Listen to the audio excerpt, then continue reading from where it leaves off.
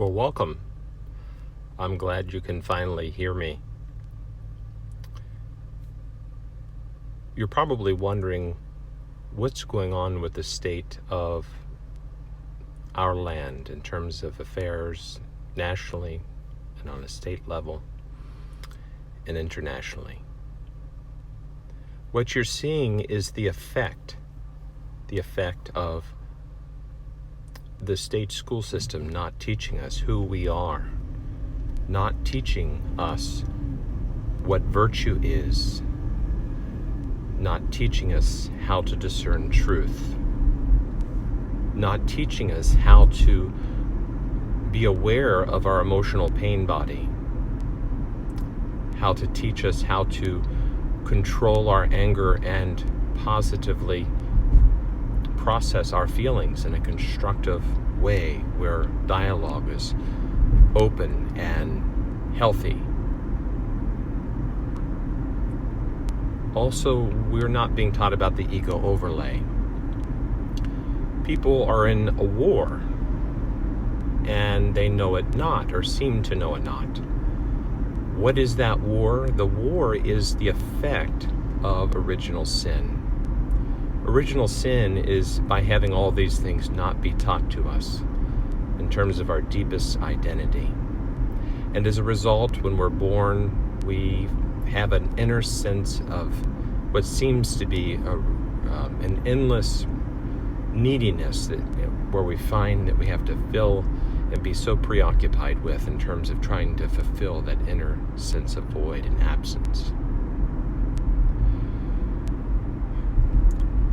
As a result of not having this proper education, we've in some ways been robbed and deprived of our birthright.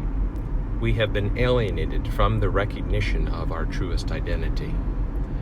And certain infiltrated systems have been in place to keep people at a very low level of infantile Christianity, where people will go to church services on weekends, add the title Christian to who they think they are, and fail and neglect to actually practice and to put into 100% use that which is being taught at services. People are failing to study the life of Christ. People are being programmed to be excessive and overreactionary, also to be very assumptive and draw assumptions based on not having all the facts. So the war that's going on is an attack on our senses, attack on our attention, trying to capture us and divert our attention to some what seemingly larger, reframed conceptual idea of the state of the affairs of the economy, the state of the affairs of terrorism that might be abroad. And it's almost like an enemy throwing a rock to your left, trying to get your attention over there and have your attention focus on all of those international concerns and national concerns. But to be so overly occupied with them that you do not ever come to a point of recognizing your truest identity, nor do you actually practice to militate off the negative effects of the consequences of original sin. This is the war that's going on. What we see is that people are being incapacitated with the ability to extend and share and show grace, to actually have grace-filled responses. And as a result of not being able to deal with each other in a way that is grace-filled, we have been programmed to have a vengeance mentality.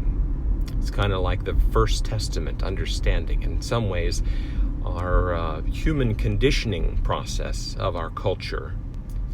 Keep in mind the word culture has the word cult in it.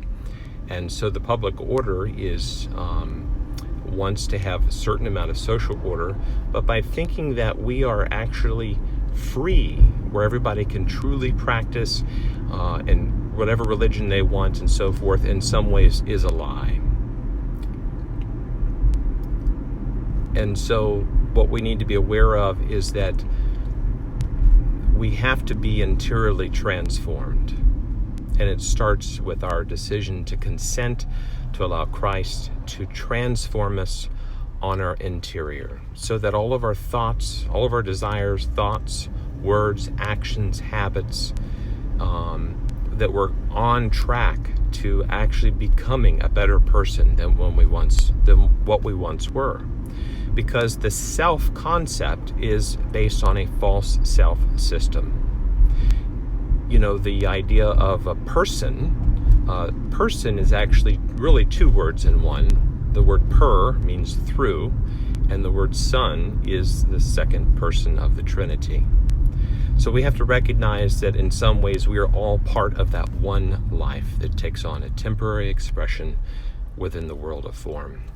We have to come to a greater understanding of our deepest identity. The idea in 2020 of wearing masks, some of us wear them, some of us don't. And what's the difference with that? It actually points to a greater truth of reality and the ultimate mystery behind who we are in our deepest core.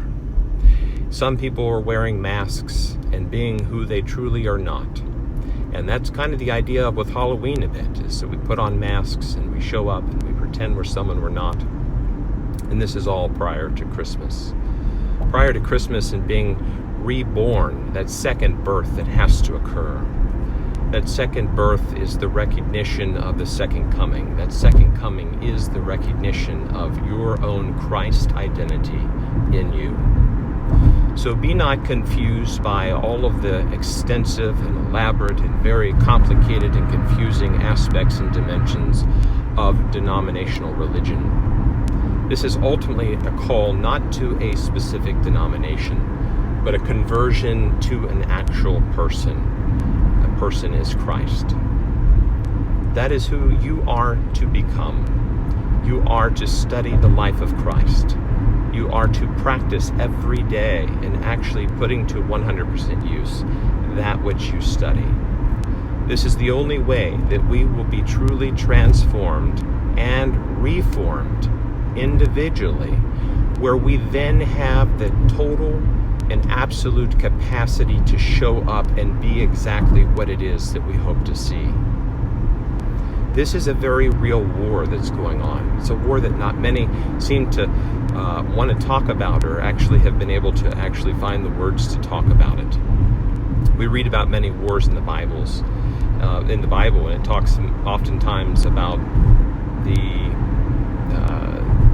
conflict, and much of that conflict has to do with the need for programming people to be so persistent in valuing only the 3 P's of power, prestige, and possessions. What we have to realize is that our pursuits of being overly occupied with our daily activity, we get a sense of thinking that it's just about doing and having and getting and defending and protecting. But we fail to realize that our ultimate call is to become fully human. And to become fully human, the only absolute way that can actually happen, where we have the capacity to be loving to ourselves and also loving to the other, is to read the Bible, study the scriptures, be so interiorly transformed that in some ways our brain is actually rewired from the way that it was as a result of our cultural conditioning process. When this happens, we will start to see the rise of new people that take offices and run for elections to be the true change that we need in this country. And this is precisely what is needed now more than ever. So 2020 is about one thing. It's about having a 2020 perspective. It's about having a mountaintop view and understanding that there truly is a war and assault that is trying to get us to buy constant things that we not necessarily need, or to buy them for the wrong reasons. And in some ways it sells us on the cheap idea of freedom and peace, but it's something that we have to work on and get to a certain point of having an interior disposition that we are not so frustrated and we're not so controlled and manipulated by the outside world that we see.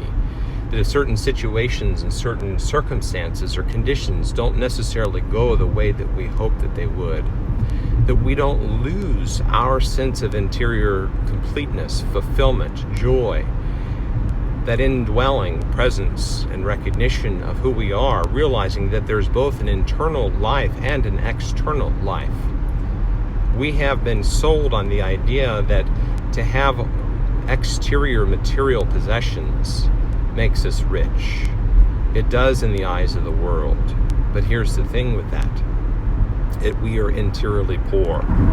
If that's all we know is exterior riches, if we think that we are what we do and what we have and nothing more and nothing else, and got lost in that hamster wheel mentality of running after the next thing to get things for the wrong reasons, only to add a far greater, superior sense of self, to where we actually get to a point of actualizing the final destiny that we think is actually going to make us more superior than anybody else.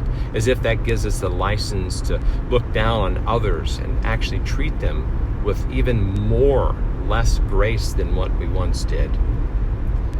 This is the war that is going on. We are all called to transform. It's 2020. It's time for a 2020 wake up, a 2020 awareness, a 2020 vision to understand who we are as our deepest core and deepest identity. Until we can recognize this, until we can practice becoming other-centered every day, we will not have increased peace, increased joy and happiness that comes from the world. So we're called to have that indwelling regardless of the external circumstances, but we're also called to be that transformed Christ identity to others. See, the devil doesn't want Christ, doesn't want God here. It wants to drive out God.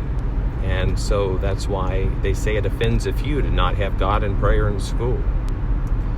And so in doing that, it's really causing, even though it offends a few people, and that's some of the reasons why they got God out, prayer out of school, it really ultimately is creating a society of mass offenders. Mass offenders who are basically handicapped and not have the ability to show up and be loving and actually see beyond the colors and the genders. This is the type of future leaders that we need in this nation. I say this because it's probably contrary to the establishment's desire and hope. It may even be a perceived threat to both the church and state, the brick and mortar church and state. Concepts that have been set up in terms of the power and the offices which are held. But here's the thing, ultimately this is a call to recognizing that deepest identity, but not just that. It's not about power first. It's about compassion and love first. Love for God, putting God first. It is also about being transformed. When we become the absolute best person that we are called to become, who God is actually calling us to become and has been and is again now, we will have the ability to be more compassionate, to be more tolerant, to be more patient, to be more unoffendable, to be more unirritable, to be more less overtaken by our situation and circumstances, to the point where we lose ourselves in our situation, where we actually think the actual situation or condition that we find ourselves in is actually our life. See, the world is trying to sell you on the idea that your life consists of what you do and what you have. That's not really your life. That's really your situation. That underlying life that is there is much greater than any situation or circumstance you could ever find yourself in. And so oftentimes when forms of relationships come to an end, whether it be jobs or friendships with friends or significant other or spouse or close relative or loved one, we're supposed to ultimately come to the recognition of who we are, come to follow God more closely, that be more in tune with that one life that takes on a temporary expression and form. To realize that really kind of what we do to the other, in some ways we are doing to ourselves. This is fully understanding the mystery.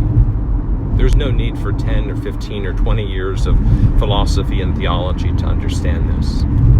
And this is where the top two commands of to love the Lord your God with all your heart, all your mind, all your strength, all your soul, so to speak, is the absolute utmost.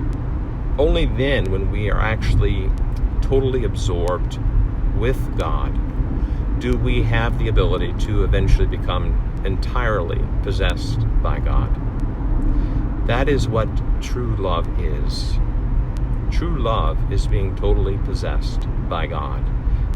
Totally possessed with the idea of becoming a better person every day, and also having the compunction to admit our shortfalls and turn from our old ways. Because the bottom line is we have been conditioned in some ways to not do it correctly.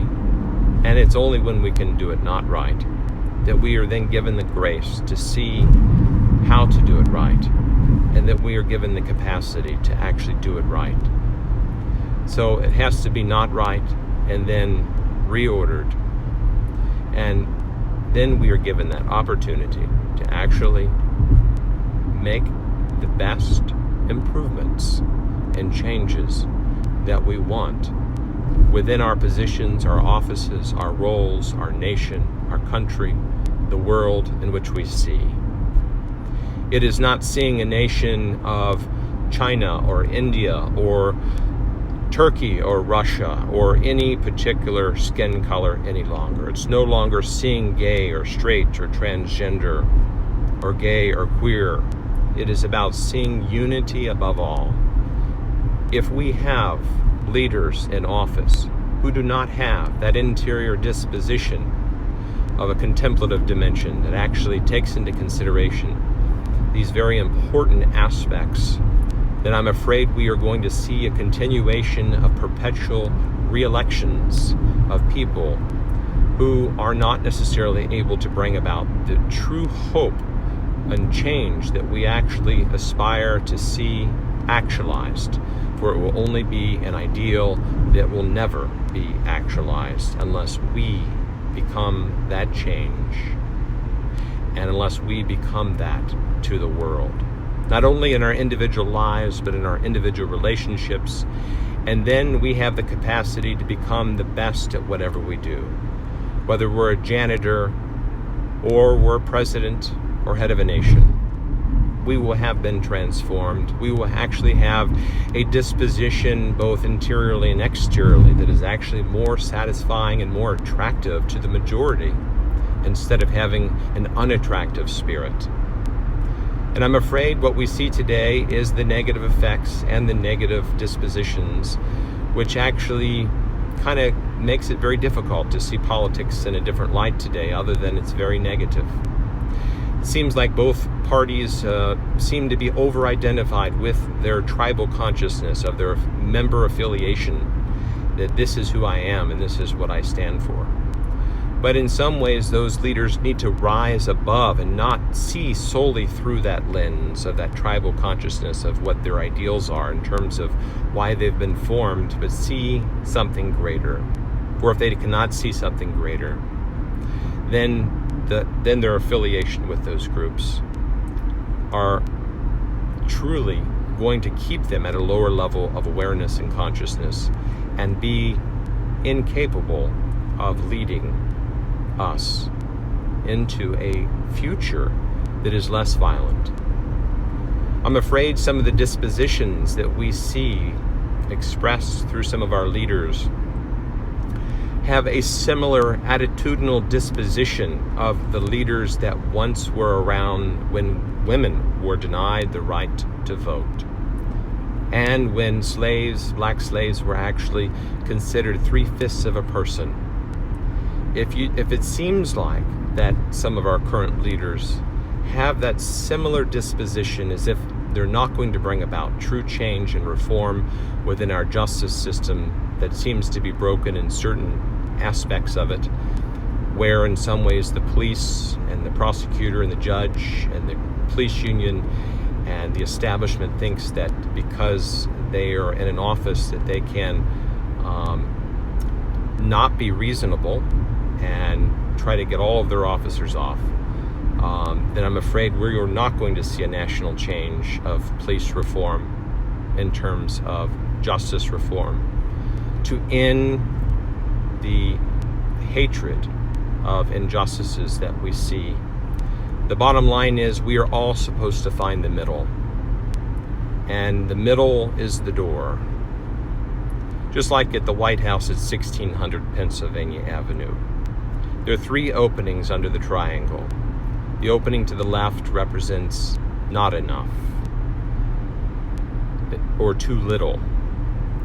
The opening to the right underneath the triangle, in between the four pillars, represents too much, excessive. It is understanding that in the middle, we need to find the middle and practice the middle, to find temperance, to find the middle, to be able to properly lead in balance and not be an excessive secularist who's been so overly identified with a mind pattern that has actually truly infected people to be excessive and in every part of their life. We are all called to find the middle in order to break free. We're enough.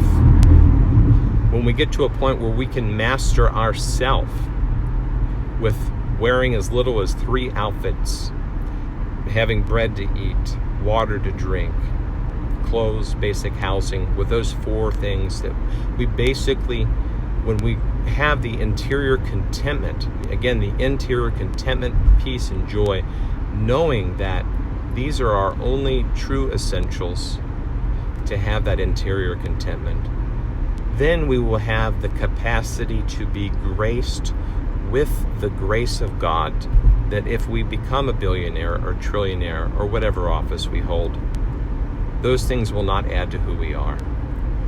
This is the recognition of what we need, is that true leaders who become transformed, who have the capacity to change and be the change that we hope to see. For failure to do so will only perpetuate a continued, destructive, conflictual state of affairs that will continue to cause an uprising of violence and conflict. Will you be the change? Will you be the change we hope to see? Don't wait for someone else to do it. The monks wear a hood for one reason. That main reason is to keep their attention on themselves, to not put their attention on others. Because if they put their attention on others, they take their attention off of militating and chiseling away at the negative effects of sin, which we've been taught, which has actually deformed our character, which has actually made us less in the image and likeness of Christ. We are called to chisel away at the negative, unbeautiful aspects of what makes our appearance ugly before others in terms of our disposition and our actions. Yes, we might be exteriorly handsome or pretty or whatever you want to call it, but the way we handle ourselves, our character, our integrity is absolutely most important. And for any future leader, especially a president, integrity must be at the very top. Number 1, over experience for a person that has true integrity will learn very quickly how to lead, because God will lead them. And this is what we need. Someone that is possessed by the recognition and practices every day, knowing the war that's going on, also knowing and having compunction for their shortcomings and wrongdoings, who tries to truly live in a way that every word they say, think, say, or do is actually more and more impeccable every day, that they're on the path, That is what it is to become perfect. Yes, we are called to perfection. We are called to perfection in Christ, to be transformed. And at our deepest core, we are perfect in who we are, but we also are called to awaken and to realize that we have a defective character because of not being formed correctly and by being deprived of the many things I mentioned before in terms of our awareness and so forth. So don't get over-identified with what others are doing or not doing. Don't get over-identified with all of these things that are trying to capture your attention. Focus on becoming who God has called you to become. And then be the solution that you hope and wish to see in the world. It's not about what you want to do when you get older. It's about what one thing do you see that causes you a certain degree of constructive discontent that you would like to see changed. This may be the vision for you, for what God hopes that you have come into this world of form to help solve, to help rectify, to help bring about less pain and suffering and more increased love, so that we can all live in a way where there's less division. Let's face it, it's almost as if we've all been trained and conditioned to be very hateful and divided against each other, almost as if that was part of the mission, so that we would be so overoccupied with our differences that we would never look at the establishment and their excessive use of force and the abuse of the system, that we would never have them under a microscope. Well, I'm here to tell you now that the establishment is under a microscope, just like a police officer running a laser gun on a car that's going excessive, using excessive speed. We have the laser gun on you, and that is to make sure that you are supposed to become who you are called to become, and only then will you be in the capacity to be able to not use excessive force. For it's harder to do nothing, and it's harder to actually practice finding the middle and performing the middle than it is to allow the old sabotaging self that's been conditioned by society to take over and perform an excessive command. Our conditioned reactions are made up to be excessive. You're called to awaken to this. You're called to find the middle. You're called to be the change that we hope and wish to see.